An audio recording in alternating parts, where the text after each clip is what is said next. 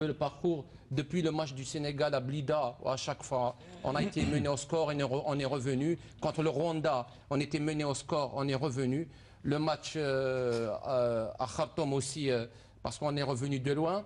Et là, encore une fois, l'équipe a prouvé que cette équipe a un mental d'acier, a des ressources. En plus, je parlerai surtout du coaching.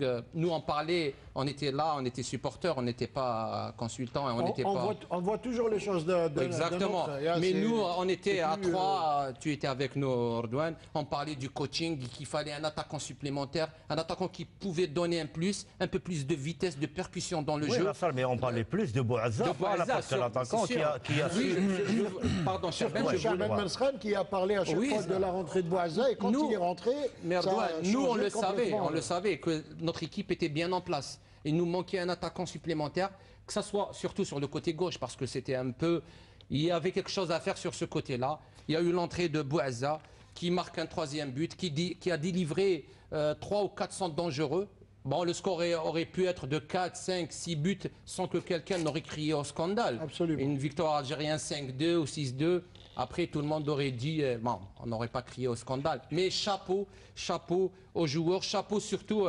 Moi, je reviens à un geste que j'ai retenu dans ce match, le geste du troisième but. Il y avait centre de la droite de Bouazza, le ballon qui est parti carrément au deuxième poteau. Kelim Ziani qui fait un effort et récupère le ballon sur la ligne de touche. Il refait un centre au deuxième poteau. Il y a but, le troisième but. Ça, c'est des signes qui ne trompent pas. C'est des signes de joueurs qui se donnent à fond.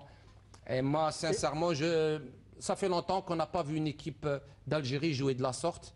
C'est pour ça que, pour moi, personnellement, c'est un match historique. Et avant d'analyser ce match, ce que je vous propose, c'est de revoir les buts, hein, les 5 buts peut-être de ce match tout de suite. On va voir les images des buts et on pourra d'ailleurs commenter ces buts.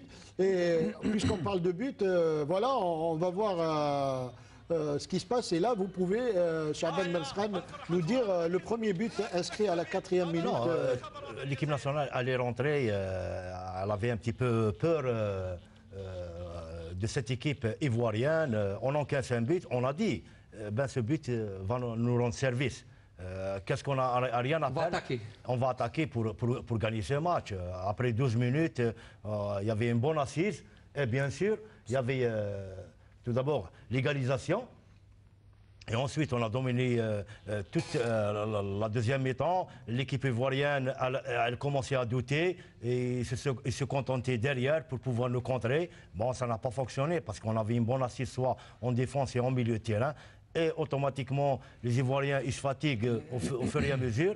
Et nous, avec notre volonté, notre placement sur le terrain, le quadrillage qui était extraordinaire de part et d'autre. Un excellent Ziani, très généreux dans l'effort. Il était là, il était dans tous les coups. Et à partir de là, malgré, on avait un Mgueni qui était, après sa blessure, on sentait qu'il était un peu... mais quand même, il a donné quelques balles décisives. On aurait pu aggraver la marque. Alors, oui, justement, Bouich Nasser, est-ce que vous ne pensez pas également que l'équipe... aujourd'hui a démontré qu'elle a gagné, qu'elle est montée en puissance dans cette compétition et qu'elle devient de plus en plus homogène. C'est-à-dire qu'on sent qu'il y a des automatismes au fur et à mesure que l'équipe avance dans la compétition. On l'a dit dernièrement que dès que l'Algérie joue avec une équipe plus forte, elle augmente son niveau. Et c'est ce qu'on a vu aujourd'hui, je pense...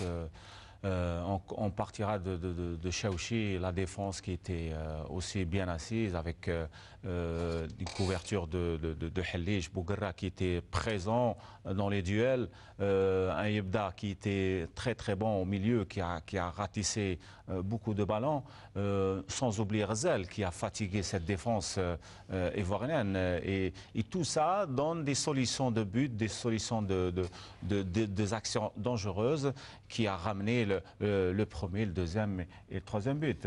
Je pense qu'aujourd'hui, l'Algérie a prouvé qu'elle avait son mot à dire dans cette CAN. Et le prochain, que ce soit le Cameroun ou l'Égypte, ils vont faire beaucoup de calculs pour contrer notre équipe nationale. Alors, avant de parler du prochain adversaire...